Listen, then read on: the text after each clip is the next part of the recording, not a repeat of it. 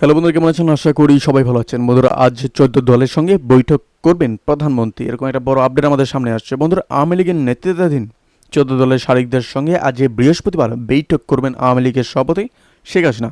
সন্ধ্যা 7টায় কিন্তু প্রধানমন্ত্রী সরকারি বাসভবনে এই বৈঠকটি হবে।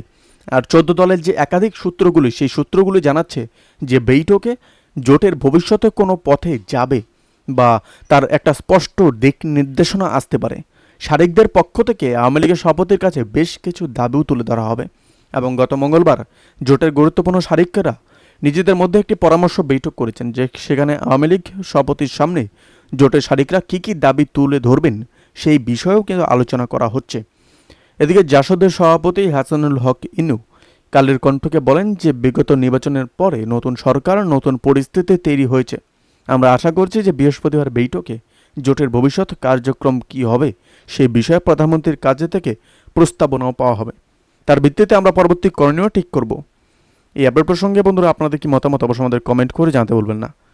ভালো থাকবেন, সুস্থ থাকবেন, ধন্যবাদ। দেখা হচ্ছে নতুন একটি ভিডিওতে। আপনি কোথা থেকে এই ভিডিওটিকে দেখছেন অবশ্যই সেটি আমাদের কমেন্ট করে জানাতে ভুলবেন না।